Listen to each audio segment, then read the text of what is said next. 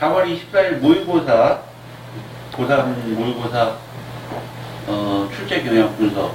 오늘 국어과 김대철 원장님 진행해 주세요. 네, 안녕하십니까.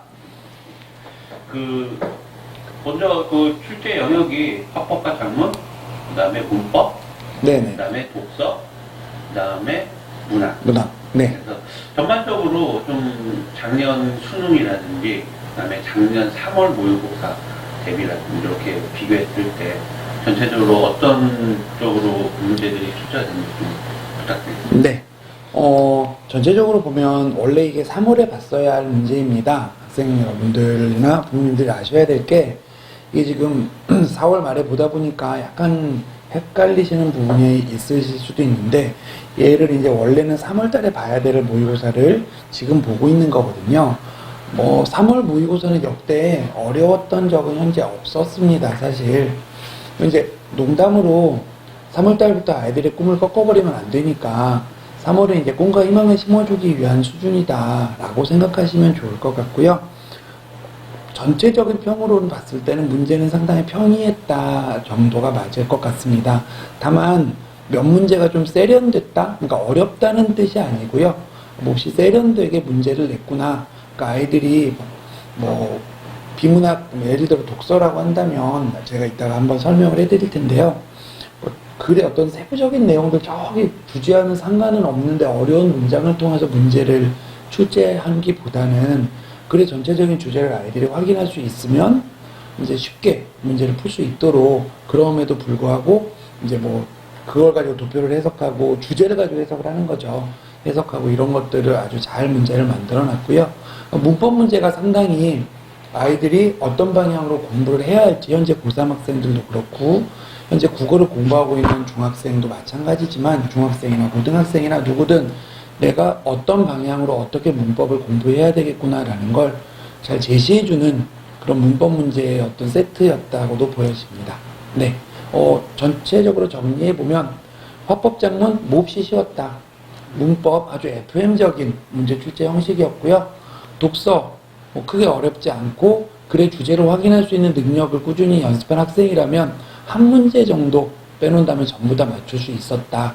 그 다음에 문학 마찬가지로 평이했으며, 근데 요 정도 문학 수준이 그러면 수능에서 더 어려워지느냐? 그건 아닙니다.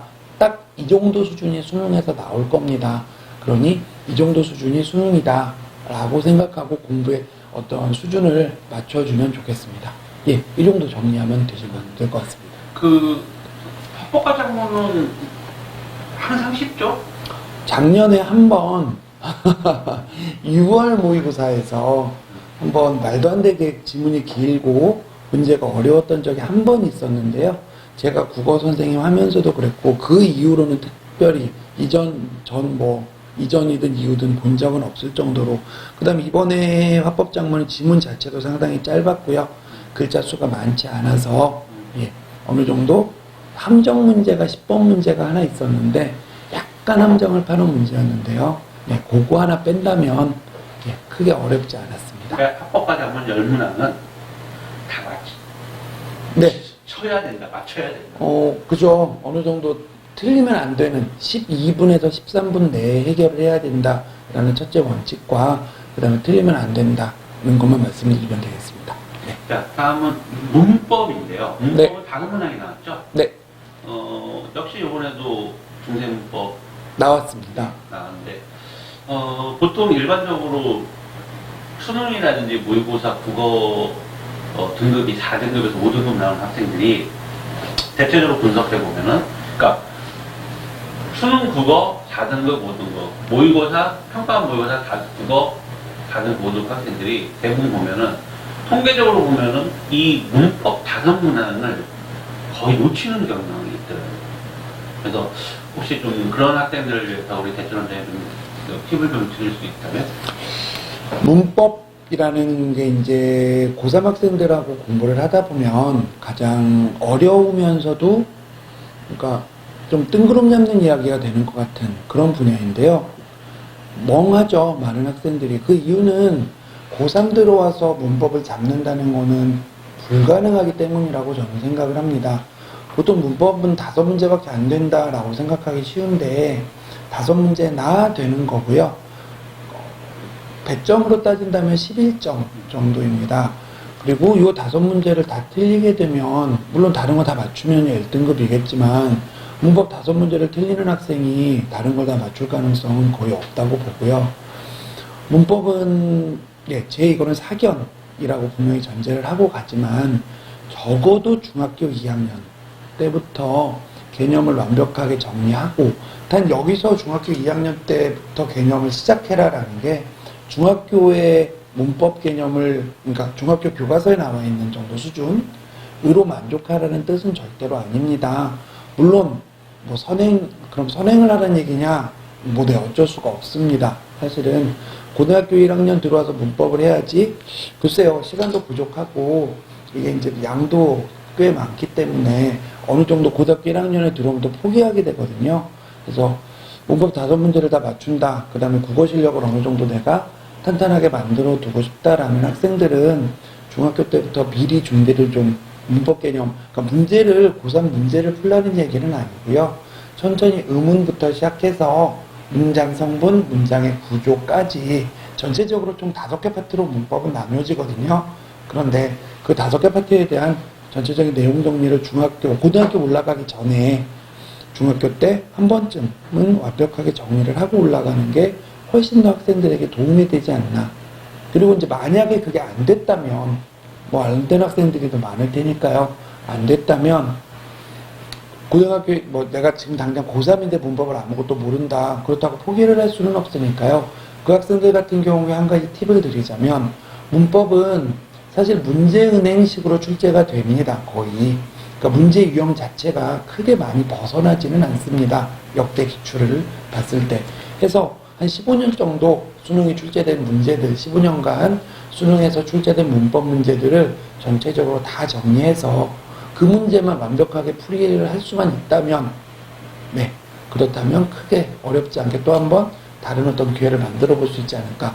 물론 이것도 몹시 어려운 혼자서 어려운 일입니다. 문법 공부, 고3 아이들 기준을 했을 때, 아까 말씀드린 김 원장님 말씀대로 문법을 놓치는 고3 학생들이 지금 이 시점에 15년간의 어떤 기출을 들여서 문법을 공부하는 혼자도 가능한가요? 아니면 어느 정도 도움을 받아야 돼요?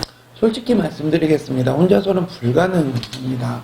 그 문법에 적용된 그 문제에 적용된 문법 개념이 어떤 건지도 정리를 해야 될 거고, 그 다음에 이 문제를 통해서 향후 출제되는 문제들이 어떻게 학생이 적용을 할 수 있을지에 대해서도 공부를 해야 될 거기 때문에, 그건 솔직히 말씀드리겠습니다. 학생 혼자 그걸 한다는 건, 극단적으로 얘기한다면 약간 시간 낭비, 오히려 그 문제 풀고 채점하고만 한다는 건 약간 시간 낭비로 보여지기도 합니다.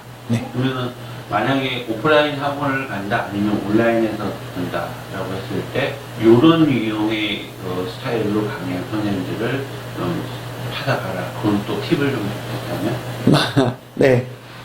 문법을 학생들이 이제 그 2가지인데요. 나는 어느 정도 문법 개념을 다 알고 있어. 그런데 자꾸 문제를 틀려. 라는 학생들이 있고요. 문법, 고3인 때도 많습니다. 저는 문법을 아무것도 몰라요. 품사가 뭔지도 모르겠고, 국어에 몇 개 품사가 있는지도 잘 모르겠습니다.